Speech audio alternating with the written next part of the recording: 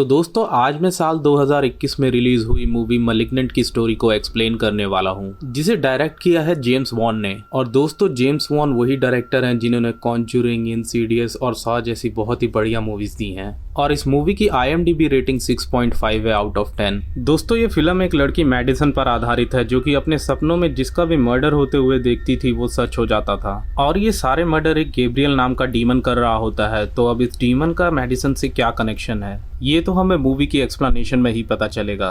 तो चलिए बढ़ते हैं सीधा मूवी की एक्सप्लेनेशन पर। फिल्म की शुरुआत में हमें 1993 का वक्त दिखाया जाता है, जहां हम एक हॉस्पिटल में डॉक्टर वीवर को देखते हैं, जो कि एक वीडियो के माध्यम से बता रही होती हैं कि गैब्रियल अब बहुत तेजी से बढ़ रहा है और वो साथ ही बहुत ही ज्यादा ताकतवर है। तभी उन्हें उनका साथी डॉक्टर डैन बुलाने आता है, जो कि बताता है कि गैब्रियल फिर से कहीं जाने की कोशिश कर रहा है। और हम पूरे हॉस्पिटल में अफरा तफरी का माहौल देखते हैं, जिसके बाद एक गार्ड डार्ट गन तैयार करता है ताकि वो गैब्रियल को बेहोश कर सके। जिसके बाद वही गार्ड जब कमरे के अंदर गैब्रियल को गन से मारने जाता है तो गैब्रियल उसका हाथ तोड़ देता है। जिसके बाद गैब्रियल सबको मारने लगता है। फिर डॉक्टर वीवर गुस्से में उस डार्ट गन से गैब्रियल के ऊपर शूट करती हैं, जिससे गैब्रियल बेहोश हो जाता है और फिर उसे उठाकर एक चेयर से बांधा जा रहा होता है। जिसके बाद डॉक्टर वीवर गैब्रियल को किसी बच्चे की तरह डांट रही होती हैं। अब हम देख पाते हैं कि गैब्रियल गुस्सा हो जाता है और वो सामने रखे हुए रेडियो के थ्रू कहता है कि वो सबको मार डालेगा। जिस पर डॉक्टर डैन डॉक्टर वीवर को बताते हैं कि गैब्रियल रेडियो के जरिए भी बात कर सकता है। अब डॉक्टर वीवर जब रूम के अंदर आकर देखती हैं तो वहां पर उन्हें कई लोग मरे हुए नजर आते हैं। जिस पर डॉक्टर वीवर कहती हैं कि इस कैंसर को जड़ से काटकर फेंकने का वक्त आ गया है। और इसके बाद हमें अगले सीन में आज का वक्त दिखाया जाता है, जहां पर मैडिसन नाम की एक प्रेग्नेंट महिला को दिखाया जाता है, जिसका पति वहां पर टीवी देख रहा होता है। और फिर हमें मैडिसन और डेरेक की बीच की बातों से पता चलता है कि मैडिसन इससे पहले भी कई बार मां बनने का ट्राई कर चुकी है, लेकिन हर बार उसका बच्चा मरा हुआ पैदा होता था। इसीलिए इस बार भी डेरेक को उससे कोई उम्मीद नहीं होती और गुस्से में डेरेक मैडिसन को धक्का देता है, जिससे उसके पीछे की दीवार से उसका सर लगने के कारण उसके सिर से खून निकलने लगता है। और आगे हम देख पाते हैं कि खून निकलता हुआ देखकर डेरेक काफी डर जाता है और नीचे से फर्स्ट एड किट लाने के लिए जाता है। और अब तक मैडिसन किसी तरह उठकर दरवाजा अंदर से बंद कर लेती है। फिर डेरेक उसे दरवाजे को खोलने को कहता है और कहता है कि अब वो धीरे धीरे सुधरने की कोशिश कर रहा है। यहाँ हमें पता चलता है कि डेरेक अक्सर ही मैडिसन के साथ ऐसे ही मारपीट किया करता था। जिसके बाद हम रात का वक्त देखते हैं, जहाँ पर डेरेक सो रहा होता है कि तभी उसे किचन से कुछ आवाजें सुनाई देती हैं। वहाँ एक मिक्सचर खुला होता है। जब वो मिक्सचर को बंद करता है तो अचानक से फ्रिज का दरवाजा खुल जाता है, जिसे बंद करने के बाद आगे डेरेक देखता है कि कोई बैठकर टीवी देख रहा है। तभी अचानक से लाइट चली जाती है और कोई अनजान चीज डेरेक पर हमला कर देती है। और हम देख पाते हैं कि ये सिर्फ एक मैडिसन का सपना था। और जब वो उठती है तो उसके पिल्लों पर खून लगा होता है, जो कि शायद उस चोट का था जो कि उसे डेरेक ने दी थी। अब मैडिसन नीचे जाकर देखती है तो उसे डेरेक की अजीब तरह से बैंड हुई लाश दिखती है कि तभी मैडिसन को एक काला सा साया दिखाई देता है जो कि उस पर हमला करता है। अब मैडिसन उससे बचने के लिए किसी तरह से ऊपर अपने कमरे में जाकर दरवाजा बंद करने की कोशिश करती है, लेकिन वो चीज दरवाजे सहित मैडिसन को दूर फेंक देती है और मैडिसन वहीं पर बेहोश हो जाती है। जिसके बाद हमें अगले सीन में मैडिसन के घर पर पुलिस को दिखाया जाता है, जहां पर हम डिटेक्टिव शॉ और ऑफिसर मॉस को देखते हैं, जहां उन लोगों को डेरेक की अजीब तरह से मुड़ी हुई लाश मिलती है। और हमें ये भी पता चलता है कि मैडिसन ठीक है, लेकिन उसे भी हॉस्पिटल में एडमिट करवाया गया है। जहां अगले दिन हम मैडिसन को हॉस्पिटल में देखते हैं, जहां पर उसकी छोटी बहन सिडनी उससे मिलने आई होती है। और फिर मैडिसन के पूछने पर सिडनी उसे बताती है कि इस हादसे में उसके पति और बच्चे दोनों मारे गए।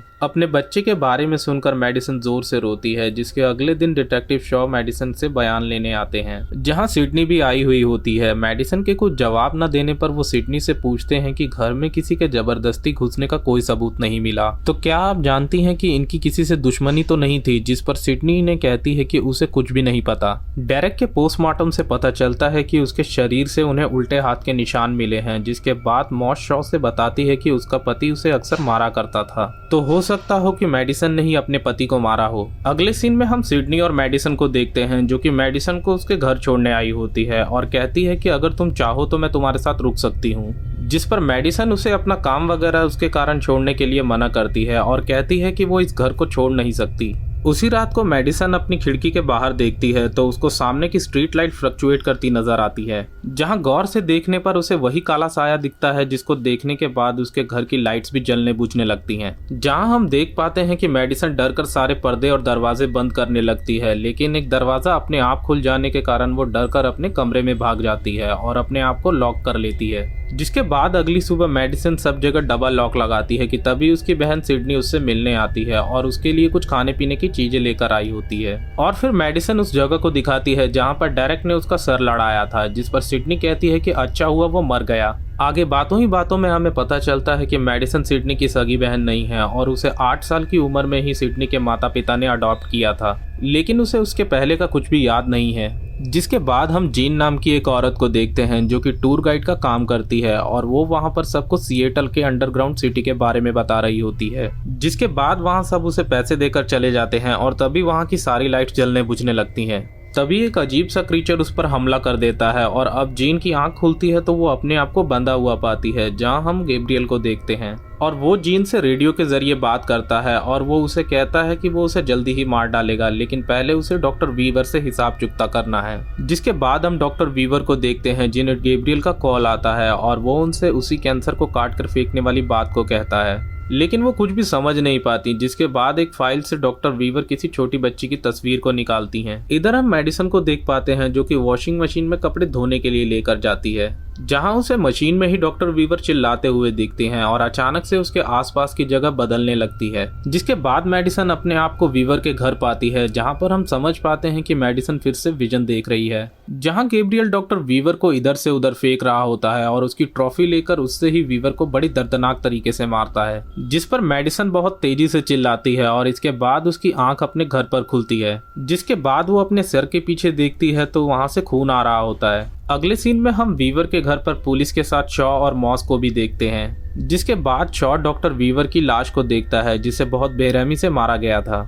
अब शॉ को उसी बच्ची की तस्वीर दिखती है जो डॉक्टर वीवर पहले देख रही थी, जहां मॉस उसे बताती है कि डॉक्टर वीवर बच्चों की जानी मानी सर्जन थी। इधर हम गैब्रियल को देखते हैं जो कि डॉक्टर वीवर की ट्रॉफी के आगे वाले हिस्से को निकालकर उससे अपना हथियार बनाता है और उससे वो जीन को भी डराता है। अगले सीन में मेडिसन न्यूज पर डॉक्टर वीवर की मौत के बारे में सुनकर काफी डरी हुई होती है, जिसे सिडनी संभाल रही होती है। जिसके बाद मेडिसन उसे अपने विजन्स के बारे में बताती है। इधर शॉ उस बच्ची की तस्वीर को अपने टेक्नीशियंस को देता है और उसे उस बच्ची की तस्वीर को 30 साल का करके निकालने को कहता है। जिसके बाद हमें डॉक्टर डैन को दिखाया जाता है जो कि फोन पर डॉक्टर वीवर के बारे में बात कर रहे होते हैं कि तभी उनके फोन से अजीब सा नॉइस डिस्टर्बेंस आता है, जिसकी वजह से उनका फोन कट हो जाता है और फिर खिड़की से पानी आने की वजह से डॉक्टर डैन खिड़की बंद कर देते हैं, जहां हम उनके पीछे गैब्रियल को देखते हैं। इधर मेडिसन सो रही होती है और जैसे ही वो करवट लेती है तो डॉक्टर डैन उसे लेटे हुए नजर आते हैं, जिनको देखकर मेडिसन समझ जाती है कि वो सपना देख रही है। जिसके बाद मेडिसन के पीछे से गैब्रियल निकलता है और फिर वो डॉक्टर डैन को उसी ट्रॉफी के नुकीले हथियार से कई बार स्टैब करके मार देता है।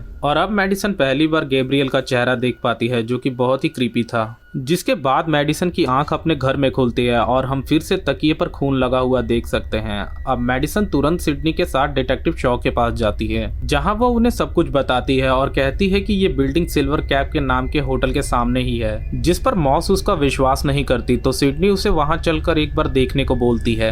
अगले सीन में वो सिल्वर कैप के सामने वाली बिल्डिंग में होते हैं, जहाँ पर मॉस सिडनी और मेडिसन को वहीं पर रुकने को बोलती है और उस बिल्डिंग के अंदर जाकर देखने पर उन्हें डॉक्टर डैन की लाश मिलती है, जिसके बाद उन्हें मेडिसन की बातों पर विश्वास हो जाता है। फिर वो लोग वापस पुलिस स्टेशन आते हैं, जहां शॉ उन दोनों बहनों को थोड़ी देर वेट करने को बोलता है। जिसके बाद मेडिसन वॉशरूम जाती है, जहां उसे एक कॉल आता है जो कि गैब्रियल ने उसे किया होता है और वो उसे बताता है कि उसका नाम मेडिसन नहीं एमिली है और वो अब लौट आया है और सबसे अपना बदला लेगा। और हम यहाँ समझ पाते हैं कि मेडिसन भी गैब्रियल को शायद जानती है। जिसके बाद वो सिडनी को लेकर वहाँ से निकल जाती है और इधर शॉ को उस बच्ची की 30 साल बड़ी फोटो से पता चलता है कि वो कोई और नहीं बल्कि मेडिसन थी, जिसका डॉक्टर वीवर इलाज कर रही थी। इधर सिडनी और मेडिसन अपनी माँ एमा के पास आते हैं, जहाँ उन्हें पता चलता है कि गैब्रियल उसके बचपन का इमेजिनरी फ्रेंड था, जिससे मेडिसन अक्सर बातें किया करती थी और उसके नए माँ बाप को लगता था कि एक दिन उनके प्यार की वजह से वो सही हो जाएगी। जिसके बाद शॉ डॉक्टर वीवर की एक रिकॉर्डिंग देखता है जिसमें उसे पता चलता है कि मेडिसन की माँ ने ही उसे वीवर को उस पर कुछ स्टडी वगैरह करने के लिए दिया था, जिस स्टडी में डॉक्टर वीवर, डैन और जॉन होते हैं। क्योंकि वीवर और डैन मरे हुए होते हैं तो शॉ तुरंत जॉन का एड्रेस पता लगाकर उसके घर की तरफ जाता है। इधर मेडिसन को फिर से विजन देखते हैं जहां वो गैब्रियल को डॉक्टर जॉन को मारता हुआ देखती है,